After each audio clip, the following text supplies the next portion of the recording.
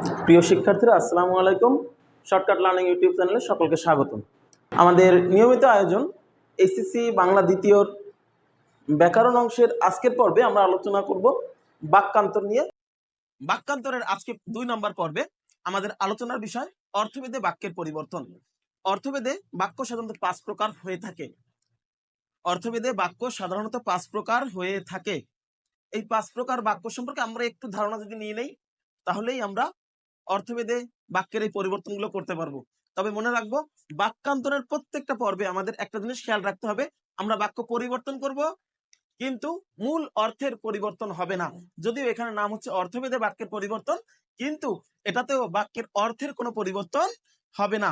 অর্থভেদে বাক্য 5 প্রকার। অর্থভেদে বাক্য 5 প্রকার। এই 5 প্রকারের আমরা যে প্রকারই করি না কেন, মূল অর্থ ঠিক থাকবে, মূল অর্থ কখনো পরিবর্তন হবে না। 5 প্রকারের প্রথমটা আমরা বোর্ডে খেয়াল করি। 5 প্রকার নিয়ে আমি আলোচনা করব। প্রথমটা বলা আছে বর্ণনামূলক বাক্য, অর্থাৎ কোনো বাক্যকে যখন আমরা ব্যাখ্যা আকারে বলি, বর্ণনা করে বলি। বর্ণনামূলক বাক্যের আরেকটা নাম হচ্ছে নির্দেশাত্মক বাক্য। নির্দেশাত্মক বাক্য বা বর্ণনামূলক বাক্য একই কথা। একে অনেক সময় বিবৃতিমূলক বাক্য বলা হয়ে থাকে। যখন কোনো বাক্যের কর্তা, কর্ম, ক্রিয়া সবকিছু উল্লেখ করে আমি সুন্দরভাবে উপস্থাপন করি ব্যাখ্যা আকারে, এটাকেই বলা হয় বর্ণনামূলক বা বিবৃতিমূলক বা নির্দেশাত্মক বাক্য। যেমন আমি যদি একটা বাক্য বলি, তোমার এটা করা উচিত, এখানে আমরা দেখি কে করবে? তুমি করবা। অর্থাৎ তুমি যে কর্তা, কর্তাটা উল্লেখ আছে, করো এটা উল্লেখ আছে, এবং এটা সুন্দরভাবে সাজিয়ে কোনটা, এটা করো, এটা হচ্ছে কর্মপদ, কর্মপদটা উল্লেখ আছে। আবার একটা উচিত শব্দও ব্যবহার করে দেওয়া হয়েছে। আচ্ছা, তার মানে তোমার এটা করা উচিত, এটা সুন্দরভাবে ব্যাখ্যা আকারে একটা কথা বলা হয়েছে।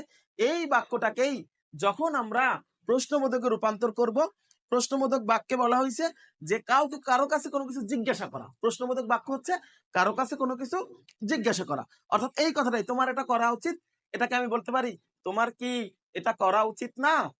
আচ্ছা, প্রশ্নবোধক বাক্যে আর একটু বলে দেই। সাধারণত ইংরেজিতেও আমরা দেখেছি, যখন ইন্টারোগেটিভ করা হয় তখন যে কোনো বাক্যে নট না থাকলে নট নিয়ে আসতে হয়, আর নট থাকলে নট উঠায় দিতে হয়। একইভাবে বাংলাতে প্রশ্নবোধক বাক্য করার সময় কোনো বাক্যে না বোধক থাকলে না বোধক উঠে যাবে, আর না বোধক না থাকলে না বোধক নিয়ে আসতে হবে।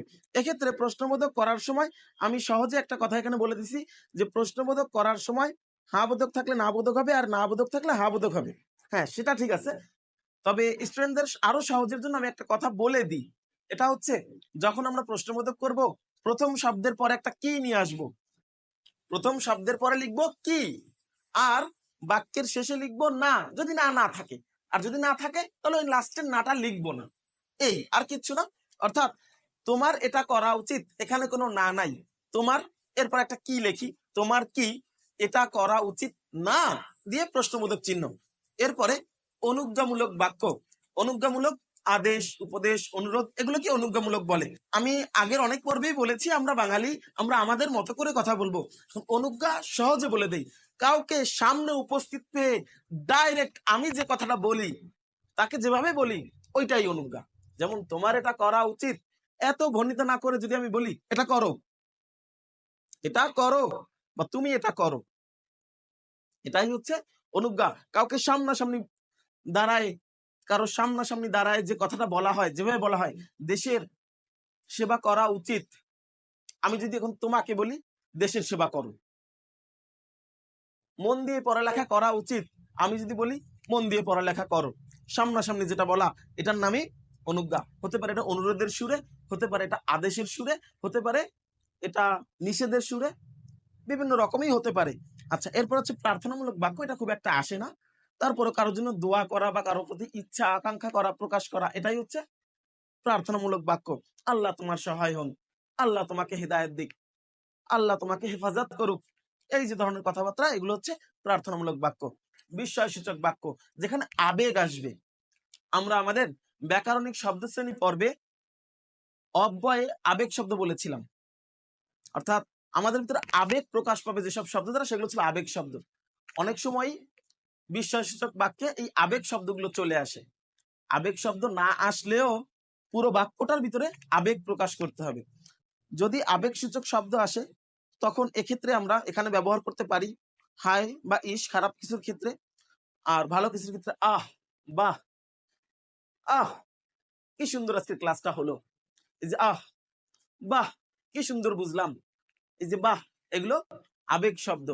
আবার হায়, সামনে আমার পরীক্ষা, কি হবে, কি হবে কথাটা যদিও প্রশ্নবোধক, কিন্তু হায়, সামনে আমার পরীক্ষা, আমি তো কিছুই পড়ি না। এই কথাটা আমি দুঃখ নিয়েই বললাম, ইস, আর একটু পড়লে রেজাল্টটা খুব ভালো হতো।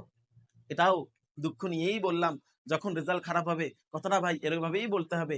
অর্থাৎ এখনো সময় আছে, 2.5 মাস সময় আছে, সবাই মন দিয়ে পড়াশোনা করুন, সবাই ভালো রেজাল্ট করুন, এই কাম্য। আজকের মতো আল্লাহ হাফেজ, সবাই ভালো থাকবেন, সুস্থ থাকবেন, আর আমাদের জন্য দোয়া করবেন। আর আমাদের ভিডিও যদি ভালো লাগে অবশ্যই সাবস্ক্রাইব করে পাশে থাকবেন।